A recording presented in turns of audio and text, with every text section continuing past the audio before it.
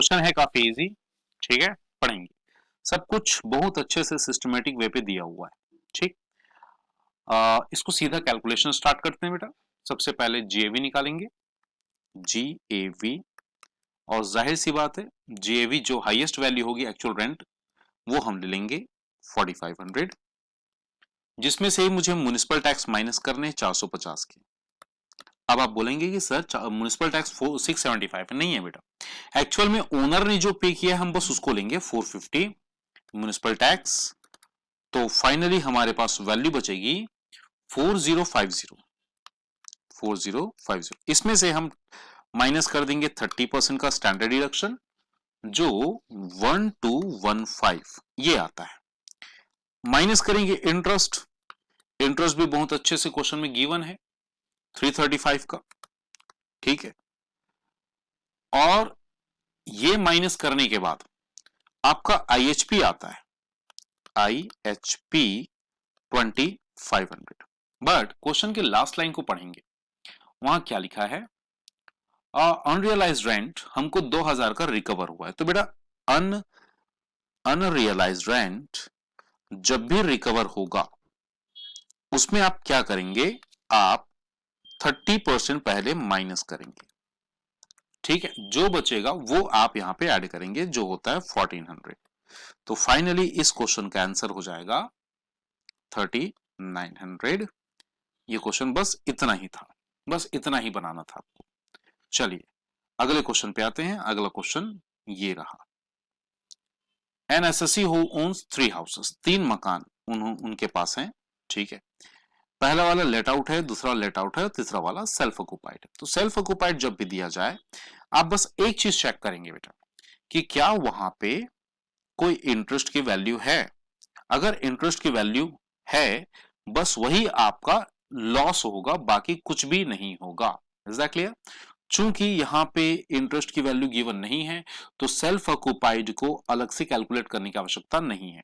हाँ, प्रॉपर्टी 1 को let out किया गया है, 2 को लेट आउट किया गया है, कोई फर्क नहीं पड़ता बिजनेस के लिए क्या या रेजिडेंस के लिए, किराया मिल रहा है, आपको कैलकुलेशन करना है, ठीक है जी। चलिए फिर हमको सारी चीजें दे रखी हैं, standard rent, municipal value, rent received, FR fair rent बस नहीं दिया हुआ है, बाकी सारी चीजें गिवन है। तो फटाफट हम इसका आंसर बनाना स्टार्ट करते हैं।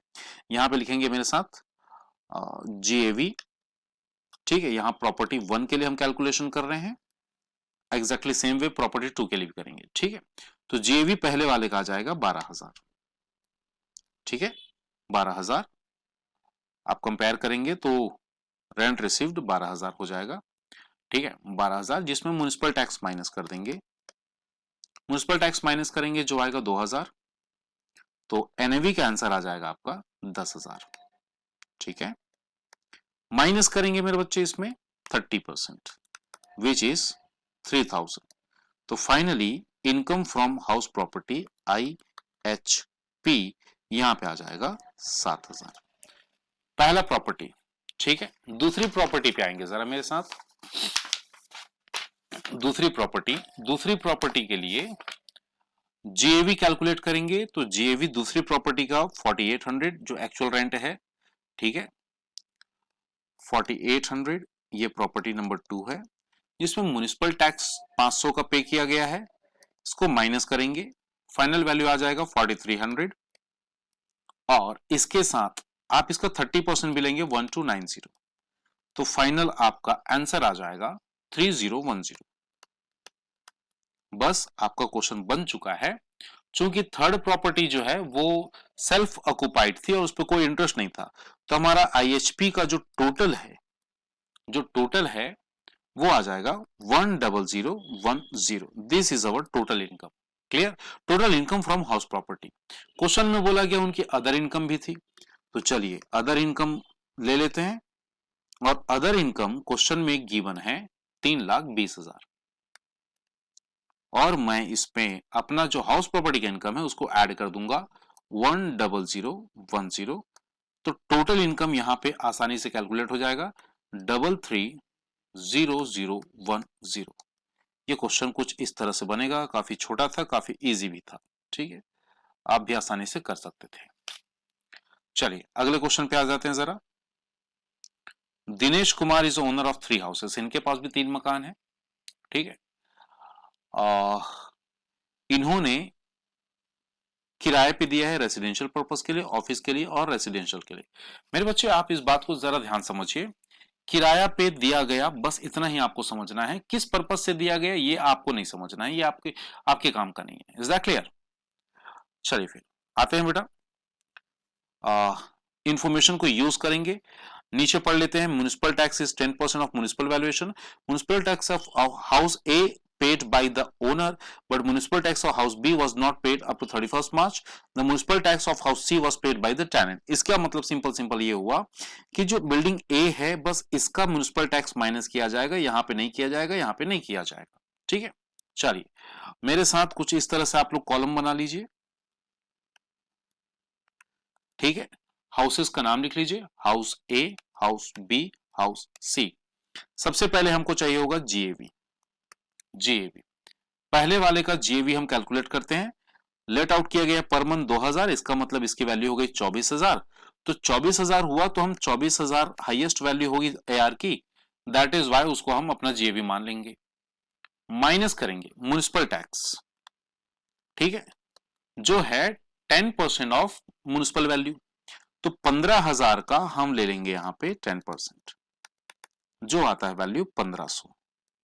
तो फाइनली हमारा एनएवी का आंसर आएगा यहां पे 22,500, ठीक, जिसमें से हमको 30% अपना स्टैंडर्ड डिडक्शन तो माइनस करना ही है 6750, और दूसरा काम हमको अपना इंटरेस्ट माइनस करना है, ठीक है। अब इंटरेस्ट ऑन लोन हमको क्वेश्चन में दिया हुआ है कंस्ट्रक्शन के लिए 10,000, तो ये भी इजी हो गया, 10,000 यहां से माइनस कर दीजिए। फाइनली आपका इनकम फ्रॉम हाउस प्रॉपर्टी यहां पे आ जाएगा 5750। ये था बिल्डिंग नंबर 1, ये आपका आंसर है HPIHP, income from house property. Building number B पे आएंगे, ठीक है। जीएवी कैलकुलेट करने के लिए हम क्या देखेंगे बेटा, actual fair rent, annual fair rent, municipal valuation और लेट आउट 1500। तो 1500 इंटू अगर अपन 12 करें तो जो होता है 18,000, ठीक है। बट कंपैरिजन जब हम करेंगे तो पता चलता है कि म्युनिसिपल वैल्यू ही अपना जीएवी आएगा। तो जीएवी ले लेंगे 18,000, और चूंकि म्युनिसिपल टैक्स पे नहीं किए गए हैं, सॉरी यहां पे 18,000 नहीं, ये आएगा 20,000, ठीक है, ये हमारा 20,000 आएगा जीएवी 20,000, ठीक, जिसमें म्युनिसिपल टैक्स नहीं है तो हमारा एनएवी भी 20,000 ही होगा। और इस 20,000 मुझे 30% मतलब 6,000 माइनस करने हैं। और जरा इंटरेस्ट को भी चेक कर लेते हैं। इंटरेस्ट यहां पे दिया गया for marriage of daughter which is not deductible, that is why हमारा आंसर आ जाएगा 14,000। फिर जरा मकान सी, बिल्डिंग सी को आते हैं, जरा चेक करते हैं। 12,000, 10,000 और 1250 इंटू 12 करेंगे तो आ जाएगा 15,000। चूंकि हमारा एक्चुअल रेंट इज हाईएस्ट तो हमारा जेवी भी वही आएगा, ठीक है, जेवी 15,000। Is that clear? लेकिन क्वेश्चन में क्या बोला गया है देखेंगे जरा।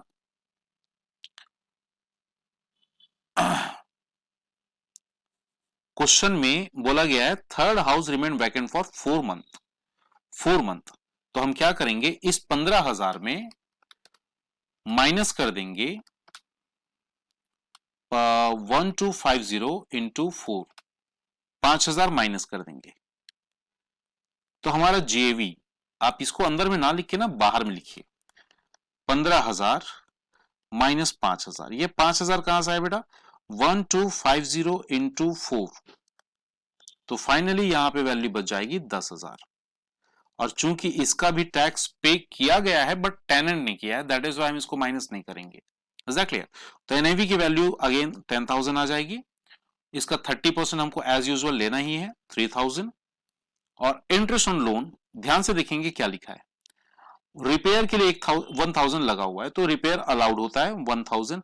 आप यहां पे इंटरेस्ट माइनस करेंगे और फाइनली आपको आपका आंसर मिल जाएगा 9,000, ठीक है। तीनों को आप क्लब कर दीजिए, तीनों को आप टोटल कर दीजिए बेटा। तो तीनों को टोटल करेंगे, वैल्यू हो जाएगी 25750। This is our final answer, this is our final answer. तो ये क्वेश्चन हालांकि बड़ा था बट सॉल्व करने में ज्यादा समय नहीं लगा, इजी था, कोई भी एकदम ट्विस्ट टर्न वाले क्वेश्चंस पॉइंट इस पर नहीं थे। अगले क्वेश्चन पे आ जाइए मेरे साथ। Mister A is the owner of 4 houses.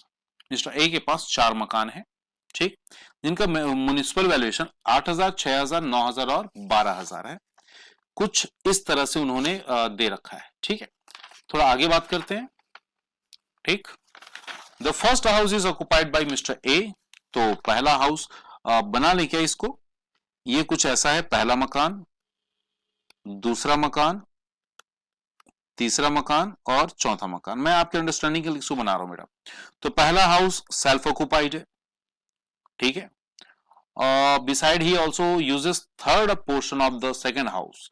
ध्यान से बेटा, ये जो बिल्डिंग है, ये जो सेकेंड हाउस है, इसका 1/3 पोर्शन ये सेल्फ ऑक्युपाइड करते हैं, मतलब 2/3 इसमें अभी बचा हुआ है। बाकी को उन्होंने किराए पे दिया हुआ 300 रुपए पर मंथ, ठीक है। अगर हम 12 से मल्टीप्लाई करें तो ये हो जाएगा 3600। जस्ट अ सेकेंड, ये हो जाएगा 3600। हाँ जी, फिर आगे चलते हैं। The third house is self use.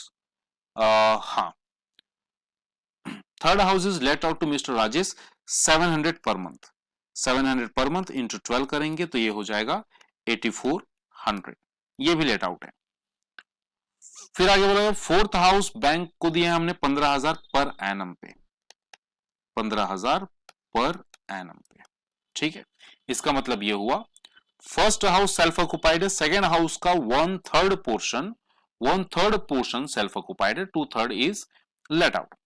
फिर थर्ड पॉइंट पे पढ़ेंगे, construction of the third house was started on 1 July and completed on 1 अक्टूबर 2018। इसको लेट आउट किया गया 1 जनवरी 2019 से। He has taken a loan for construction of this house, interest paid 1000 in the previous year 21-22।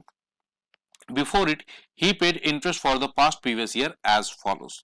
तो इन चीजों को मैं थोड़ी देर में आपको समझाऊंगा, पहले मैं इन क्वेश्चंस को थोड़ा हैंडल कर लेता हूं, चेक कर लेता हूं, ठीक है। पहला देखेंगे फर्स्ट हाउस। फर्स्ट हाउस मेरे बच्चे, first house is totally self occupied, ठीक। और इस बिल्डिंग के लिए कोई भी अमाउंट लोन पे नहीं लिया गया है, तो इसका एनुअल वैल्यू आ जाएगा नील, ठीक है। सेकेंड हाउस पे आएंगे, सेकेंड हाउस का 1/3 पोर्शन भी सेल्फ ऑक्युपाइड है, सेल्फ ऑक्युपाइड। तो जाहिर सी बात है उसका एनुअल वैल्यू क्या आएगा, जरा सोच के बताओ। एनुअल वैल्यू आ जाएगी नील। Is that clear?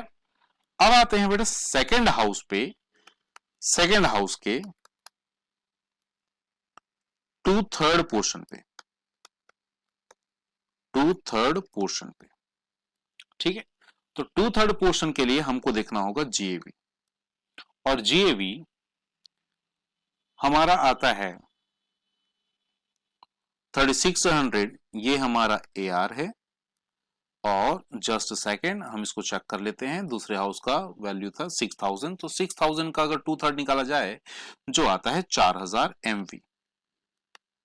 और मेरे बच्चे दोनों में अगर हम कंपैरिजन करें तो हमको पता चलता है कि हमारा जो जीएवी आएगा वो हमारा 4000 रुपए का होगा, जो एमवी है, जिसमें से म्युनिसिपल टैक्सेस माइनस कर देने हैं 400 के, ठीक है। 400 का म्युनिसिपल टैक्स माइनस कर दीजिए, तो फिर आपके पास आपको एनएवी मिल जाएगा। एनएवी आ जाएगा 3600। 3600 एनएवी आने के बाद 30% डिडक्शन का तो देना ही है, जो आता है 1080। और चूंकि इस बिल्डिंग पे कोई इंटरेस्ट की बात नहीं की गई है, तो यहां माइनस करने के बाद जो वैल्यू आएगी 2520, this will be your income from house property. तो सेकेंड हाउस को हमने कुछ इस तरह से डिस्कस किया, ये सेकेंड हाउस का 2/3 पोर्शन है। हम आते हैं बेटा थर्ड हाउस पे, और थर्ड हाउस जो है वो प्योरली लेट आउट किया गया है। ठीक, तो थर्ड हाउस का आप देखेंगे एमवी गिवन है 9000, ठीक है। एआर देखेंगे जरा, एआर आपका है 8400, तो जाहिर सॉरी 8400 है ये। जेवी आपका आ जाएगा, जेवी की वैल्यू हो जाएगी 9000, जिसमें हमको टैक्सेस माइनस करने हैं 900, तो फाइनली हमारे पास आ जाएगा 8100। ये हमारा एनएवी है। 30% का डिडक्शन तो देना ही है, तो 30% का डिडक्शन अगर हम इसमें कैलकुलेट करें जो आता है 2430, और इस पे हमको कैलकुलेट करना है इंटरेस्ट। तो आपको ये मकान थर्ड पे, बिल्डिंग थर्ड पे कैलकुलेट करना है। ठीक है मेरे बच्चे, क्या बोला गया है, अब यहां से आप ध्यान से समझिए मेरी बात को।